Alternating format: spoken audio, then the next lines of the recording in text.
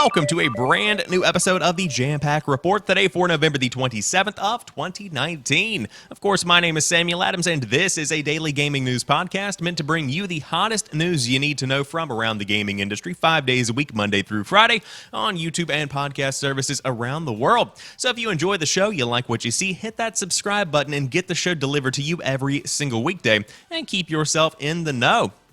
But today we have some very big news in the VR space because the creator of Beat Saber, Beat Games, has been acquired by Facebook, of course, the owner of Oculus, a big move that could shape the future of the industry itself. Then a brand new Rockstar game is rumored to be in the medieval times. We will talk more about this rumor that is going around on social media, and then following that, Star Wars Jedi Fallen Order selling very, very well. Unfortunately, not eligible for Game of the Year, neither this year or the next for the Game Awards because of some kind of weird oversight in the date parameters there. But I will say, looks like the game is flying off store shelves digitally and physically. Then Apex Legends is bringing an update that adds 400 more levels and tons of Apex packs. Google is offering some refunds for Stadia users depending on if they bought specific games. We'll talk more about that and what games you can now get for free. A tie-in to today's story. And finally, the Steam Awards voting is now live on top of the Steam Fall Sale, and I will give you the parameters surrounding all of that. But of course, that is our lineup for today's show, and I hope you enjoy what I bring to the table. But without further ado, let's go ahead and dive into it. Facebook buys Beat Saber creator Beat Games. Facebook has bought Beat Saber developer Beat Games. It will continue operating as an independently operated studio in Prague, only it will be under the umbrella of Oculus Studios. Beat Games will continue to ship content and updates for Beat Saber at the same time across all currently supported platforms, Oculus Director of Content Mike Verdu wrote in a blog post. The long-awaited 360-degree mode is still scheduled to debut next month, and more tunes are on the way to hit the virtual reality rhythm game before the year is out. Things are a little murkier when it comes to future games, though. The blog post did not spell out whether potential sequels will be available on, of course, future other platforms. But as for Beat Saber's modding scene, Verdu noted Facebook and Oculus still plan to support mods, but those including pirated content might not fly. We understand and appreciate the value that modding brings to Beat Saber when done so legally and within our policies. We are going to do our best to preserve the value that mods bring to the Beat Saber player base. As a reminder, our most recent policy updates give more clarity to how developer mode is intended to be used, such as helping developers build their apps for enthusiasts to explore new concepts. It is not intended for engaging in piracy or illicit modding, including mods that infringe on third-party IP rights or contain malicious code.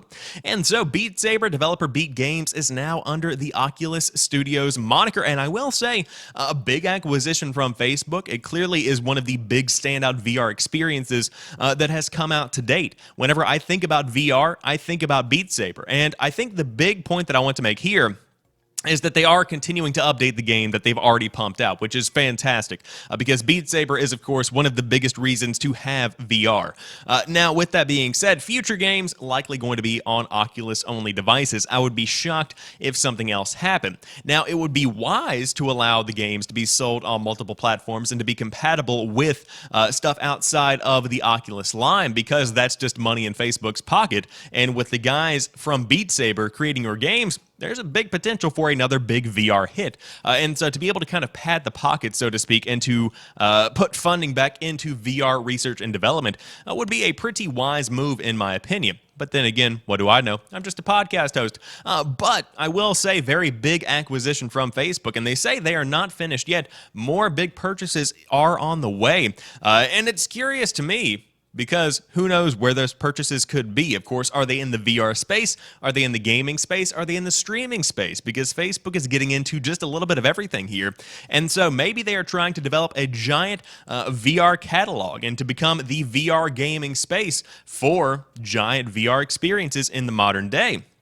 Alternatively, they also have Facebook Gaming, so acquisitions are probably coming left and right. We talked earlier this week about Disguised Toast, a major Twitch streamer, number 42 on the platform at the time of his departure, if I remember correctly, jumping ship and going to Facebook Gaming. So a lot to discuss there, different topic for a different day, but Facebook has bought Beat Games, the creators of Beat Saber. However, a new rumor is going around that the Grand Theft Auto and Red Dead developer Rockstar is working on a new open-world game with a medieval setting. Oh boy, where do we even start with this one? This particular rumor originally stems from a different rumor that was doing the rounds years ago. Following the launch of Grand Theft Auto V, there was a lot of speculation that Rockstar was working on a new property, one with a medieval setting that was conveniently called Project Medieval. Obviously, nothing came of it, but said speculation was followed by yet another rumor. The development of this historical title had been put on ice as Rockstar went on to release Red Dead Redemption 2. At the time, the whole thing didn't mean much. Developers as big as Rockstar can often have a number of totally new projects in the oven, even if most of them never leave the concept phase. Fast forward to November 2019, however, and the rumors of an open world title with a medieval setting from Rockstar have resurfaced on somewhat a believable way.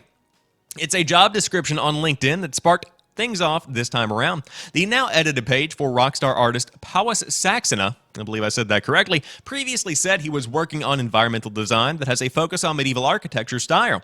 The jump in logic is clear to see, even if the evidence is far from conclusive. Since the LinkedIn post was discovered, a Reddit user who claims to have a reliable source says that Project Medieval is back in development and it's set to be Rockstar's next game, releasing in early 2021. It will apparently have an emphasis on sword fighting and one-on-one duels, but let's face it, anyone could concoct a post like this after hearing about the aforementioned leak on LinkedIn. So what do we think of all of this? They ask at pushsquare.com. Well, the only game that's guaranteed to be in some form of development over at Rockstar is Grand Theft Auto 6. Frankly, you'd be mad to think otherwise. But outside of that, it's tough to say what the company could be up to. Bully 2 rumors continue to pop up every now and then, but there's never been any concrete news. Ultimately, the guesswork is just about as shaky as this latest Project Medieval rumor. What we do know is that Rockstar has been hiring for a next-gen open-world project for quite some time. GTA 6, Bully 2, Project Medieval, one of those options seems a lot more likely than the other two.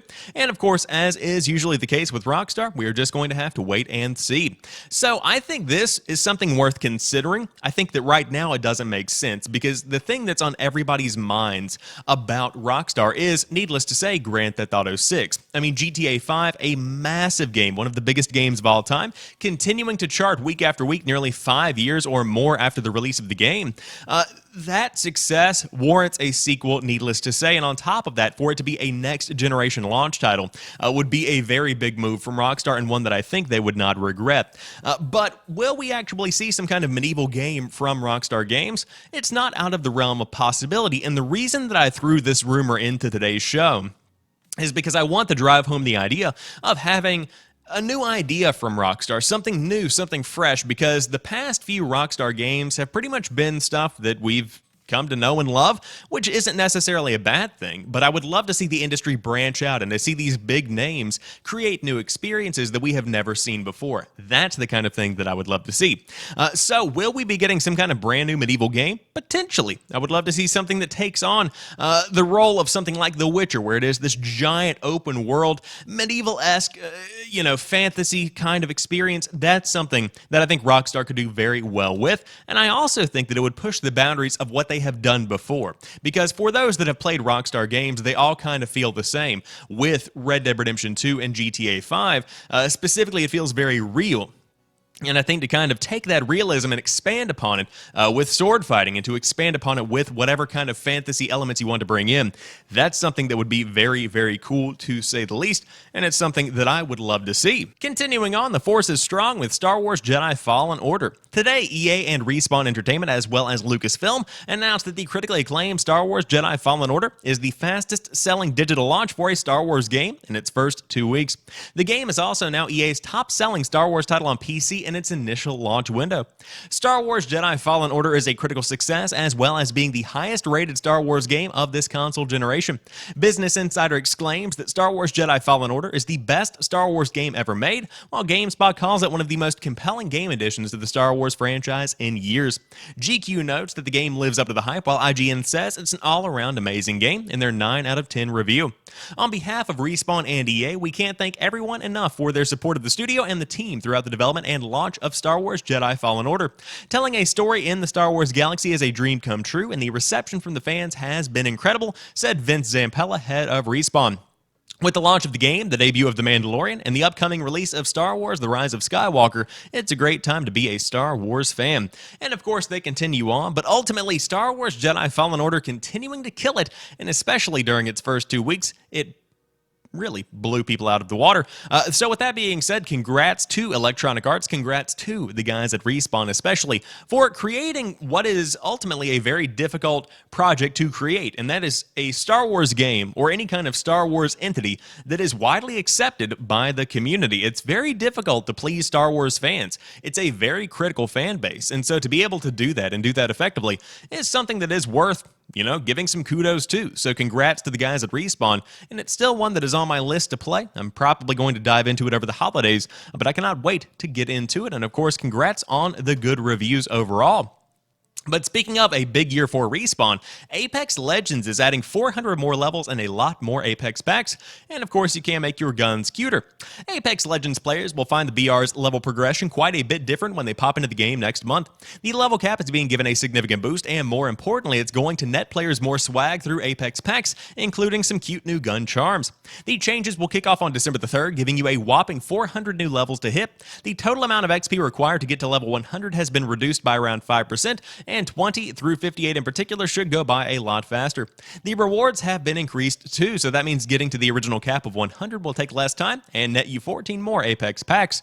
And of course, there's a cadence of rewards, which includes one pack for every level for levels 2 through 20, one pack for every 2 levels through 22 through 300, and one pack every 5 levels through 305 to 500. These rewards are also retroactive, so you will immediately get 14 Apex packs if you're already a level 100 veteran, and all you need to do is log into the game. Not a bad haul for doing nothing at all. By the time you hit 500, you will have earned 199 Apex packs, and for every 10 levels past 100, you will also get a new badge. At 100, 200, 300, 400, and 500, you will get a gun charm based on the level badges, while Respawn's added 36 new charms to Apex packs, along with rotating them in the shop. This is all good news, though I would probably be, the author says, a bit crestfallen if I had just hit 100, the peak only to discover 400 levels ahead of me.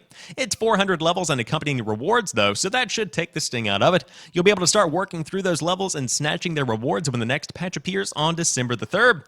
Also worth mentioning, December the 3rd is also the launch date for, of course, the first season of content for Modern Warfare, one of the year's biggest games, and of course a direct competitor in a way to Apex Legends, although the gameplay and style is a bit different, still in the FPS genre.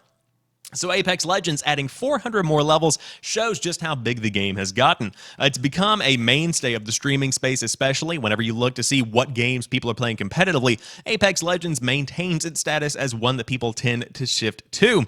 And of course, not a bad game overall. I put probably close to 60, 70 hours into it towards the beginning of the year, and I must admit, a very fun game, and one that has some pretty good balance as well. But if you are in the market for a free-to-play game, Apex Legends is one I would recommend, and you've got plenty of work to do in it to grind up to that 500 level cap. And of course, who knows, they could expand that even more. But now Google is offering refunds after adding games to the Stadia Pro subscription just 2 weeks after putting them on sale. But you do have to request that refund manually. Google has offered refunds to anyone who has already bought a game just added to the €8.99 a month Stadia Pro subscription.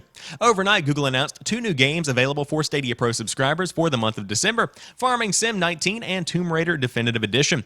Why did they put multiple colons in Tomb Raider? Come on, guys, you're a gamer. What you doing?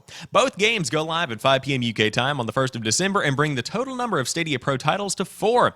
D2 The Collection and Samurai Showdown are already on there. The problem is Farming Sim 19 and Tomb Raider Definitive Edition, of course, were Stadia launch titles. Yes, you have to buy Stadia games on top of the cost of the Stadia Pro subscription. Some Stadia owners who are by default currently Stadia Pro subscribers because of the 3 months thrown in with the Founders Edition bought these games, and just 2 weeks later, Google is making them available to all Stadia owners for free. Perhaps mindful of a potential backlash, Google is offering refunds. Quote, "We know that some users have recently purchased these 2 games for their collection," wrote Google Community Manager Grace. "Because of the proximity between the launch of the platform and the announcement of these titles in Stadia Pro, we are happy to assist you if you would like to request a refund if you have purchased either or both of these titles, even if it's outside of our normal policy. While it's good to see Google is offering customers a refund on this, it feels like it should be an automatic thing rather than something people need to manually request. If you do want a refund, head over to Google's support website." Stadia Pro is in desperate need of games before its 3-month period of free access expires, so expect Google to add a chunk of games to it over the coming months. Of course, other platforms run into this same issue. Xbox Live Gold and PlayStation Plus subscribers often lament the addition of free games to their subscriptions if they have recently bought the incoming titles, but both of these platforms give at least a month's notice. I do not expect Google will offer a refund of this kind of thing again, but I do expect it to announce Stadia Pro games at least 1 month in advance from now on, which I would say is a pretty good policy to stick by. Of course, to know that something is coming for free definitely keeps me from buying it, so it would be nice to know without having to say, wake up and see that the game you just purchased is ultimately going away for free now, and you didn't have to buy it at all. So good to see they're giving refunds, but I agree with the author here at Eurogamer. Just give it to us for free, just give us the refunds, refund all purchases of those specific games, and then you're good to go. Ultimately, I think this is a choice by somebody higher up in Google because right now they're trying to kind of justify Stadia's existence on a grand scheme, and financially for Google, they have to justify continuing to pump money into this. And so to be able to see some game sales would be nice, and I'm sure a lot of people probably did buy Tomb Raider Definitive Edition because, quite frankly, it's one of the standout titles there, specifically alongside the other 2 big Tomb Raider games. So with that being said, if you did want to get a couple of freebies on Stadia Pro, then by all means, you can dive into those in December. But at the same time, if you did want to purchase them, wouldn't recommend it right now. And if you did, be sure to request that refund ASAP. However, if you do want to get some games and spend some cash on them, Steam's fall sale is live, and you can also nominate your favorite games for the 2019 Steam Awards. 2019? Is that what I said? I don't know. The Steam Fall Sale is live, and from now through December the 3rd, you can revel in the savings. Nominations are also open for the 2019 Steam Awards. Bless your poor wallets, the Steam Fall Sale is live, and there are plenty of games on sale to tempt you. For starters, Gears 5 is 50% off, which means you can pick it up for $29.99. Rage 2 is also at a steep discount of 67% off at $19.79, and The Surge 2 is also $30. 7 Days to Die will run you a whopping $8.49, and it's just one of the titles you can grab for under $10. There are also just some highlights, but there are plenty of games on sale, so hit up the store page. Alongside the sale, voting is live for the 2019 Steam Awards. You can nominate games for the following categories this year: Game of the Year, VR Game of the Year, the Labor of Love Award, the Better with Friends Award, Most Innovative Gameplay, Outstanding Story, Rich Game, the Best Game You Suck At, and Outstanding Visual Style. Voting will open in December, and the winners are planned to be announced on New Year's Eve. As usual, voting and completing certain tasks related to the awards will earn you a badge, so hit up the link and nominate your favorite games. Ultimately, the Steam Fall Sale is a very big deal when it comes to what you can actually get a lot of bang for your buck, obviously, here. Now, scrolling through, the standout, of course, for me is Gears 5 with the headliners here, but Forager, ooh, that sounds very regal. Forager for $15.99. Rage 2, again, a game that I enjoyed, for $19.79. Not a bad price for that one. Frostpunk, only $13.49. Mother Gunship, $6.24. And of course, tons of other games worth diving into and giving a look. So I would recommend diving in and perusing the wares for yourself. And on top of that, I also heard the Steam controller is going for $5, and this is the last run of them. So if you did want one for your TV, your PC gaming, whatever you might be doing, be sure to jump in before the time is up. But that rounds out today's episode of the Jampack Report. Of course, I hope you guys had a fantastic time watching the podcast, as always. And of course, you can always hit up the show and find new uploads throughout the week. But until next time, you guys have a phenomenal rest of the day. Have a good Thanksgiving if I don't see you, and peace.